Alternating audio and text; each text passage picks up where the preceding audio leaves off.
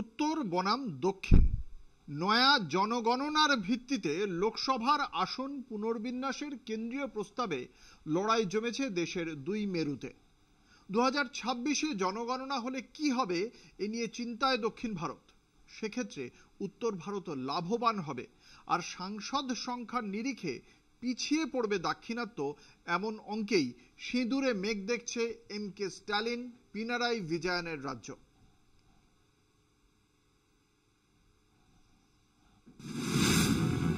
বিবাদটা দক্ষিণের সঙ্গে উত্তরে। 2026-এর প্রস্তাবিত জনগণনার ভিত্তিতে লোকসভার আসন পুনর্বিন্যাসের চরম বিরোধিতায় দক্ষিণ ভারতের 4 রাজ্য। কার্যত কেন্দ্রীয় প্রস্তাবের বিরোধিতায় ইতিমধ্যেই এক দফা বৈঠক সেরে ফেলেছেন দক্ষিণের 3 মুখ্যমন্ত্রী ও 1 উপমুখ্যমন্ত্রী। ব্যতিক্রম কেবল অন্ধ্রপ্রদেশ। বৈঠকে গড়হাজির বিজেপির শরিক চন্দ্রবাবু নাইডু। তবে জোট ধর্ম পালনে দক্ষিণের পাশে দাঁড়িয়েছে পাঞ্জাব।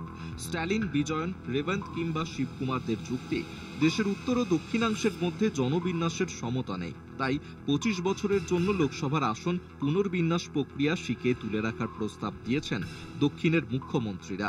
অমিত শাহের স্বরাষ্ট্র মন্ত্রক জানাচ্ছে, 1951 সালে স্বাধীন ভারতে প্রথম জনগণনা হয়।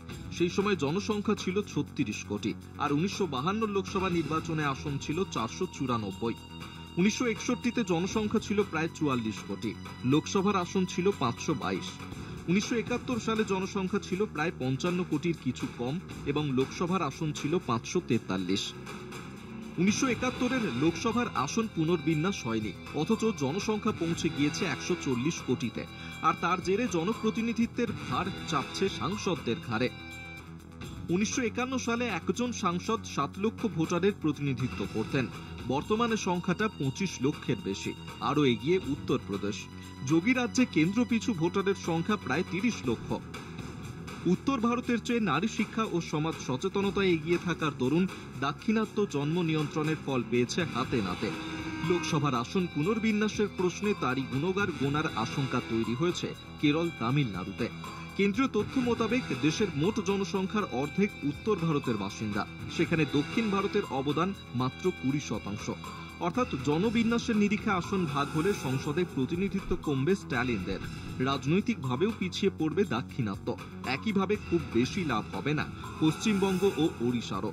জনবিচ্ছুরণ সেভাবে না ঘটায় পলিটিক্যাল গেইন খুব বেশি হওয়ার সম্ভাবনা নেই এই দুই রাজ্য। কলকাতা টিভি।